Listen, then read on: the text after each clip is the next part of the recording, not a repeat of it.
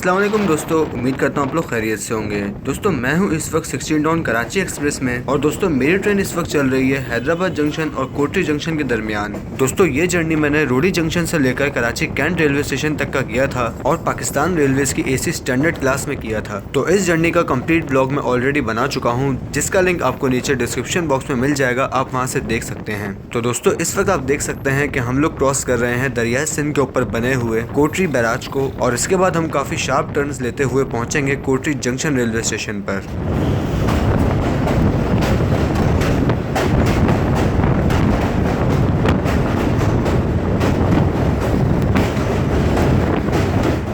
इसी के साथ ही आप लोग देख सकते हैं कि यहाँ पर अप ट्रैक का एक अलग ब्रिज है, जबकि डाउन ट्रैक का एक अलग ब्रिज है। जबकि अप ट्रैक वाले ब्रिज को मेहरान ब्रिज का नाम दिया गया है, जबकि डाउन ट्रैक वाले ब्रिज को कोटरी ब्रिज कहा जाता है। इसी के साथ दोस्तों आप लोग ये बात तो जानते ही होंगे कि कराची एक्सप्रेस को आजकल GU40 लीड कर रहा है। तो आज मेरी ट्रेन की लीड पर भी लगा हुआ है GU40 9028। तो चलें अब आप लोग थोड़ी ट्रेन टर्निंग्स एंजॉय करें, आपसे कुछ ही देर में बात होती है।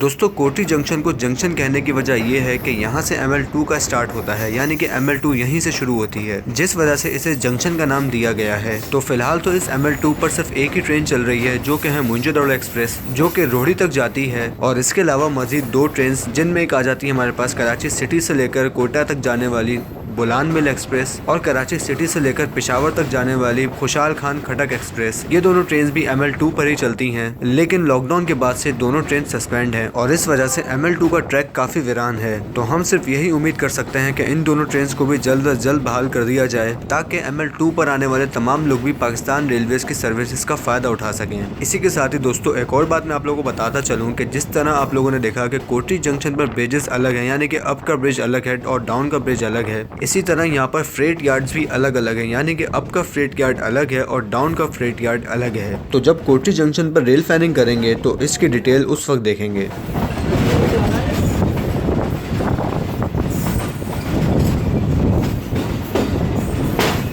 तो दोस्तों कराची एक्सप्रेस का कोटरी जंक्शन पर स्टॉप नहीं है और ट्रेन काफ़ी स्लो पास करती है कोटरी जंक्शन से। तो जैसे ही मैंने आगे देखा तो GMU30 का छोटा भाई यानी कि GMU15 4818 कराची एक्सप्रेस से रेस करने का सोच रहा था और फिर आगे क्या हुआ वो आप लोग खुद ही देख लें।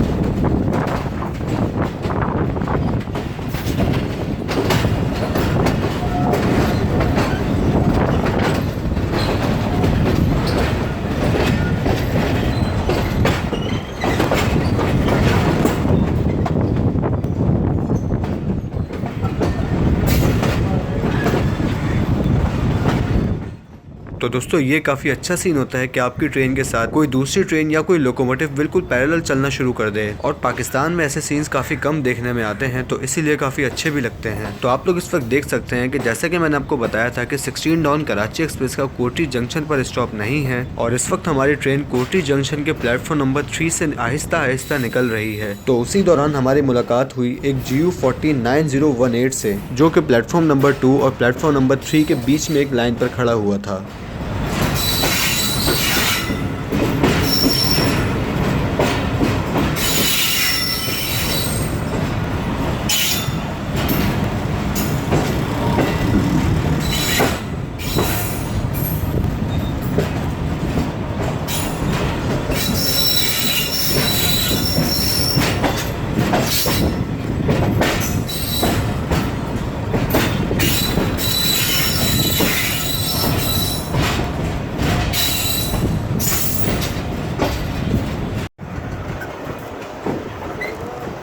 तो फाइनली हम आहिस्ता आहिस्ता कोटी जंक्शन से निकल रहे हैं प्लेटफॉर्म 3 से होते हुए।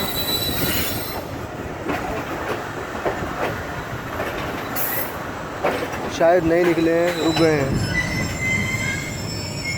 ओप्स। तो प्लेटफॉर्म से बाहर आने के तकरीबन 1 मिनट तक हमारी ट्रेन रुकी रही और फिर दोबारा आगे यानी कि कराची की तरफ चलने लगी।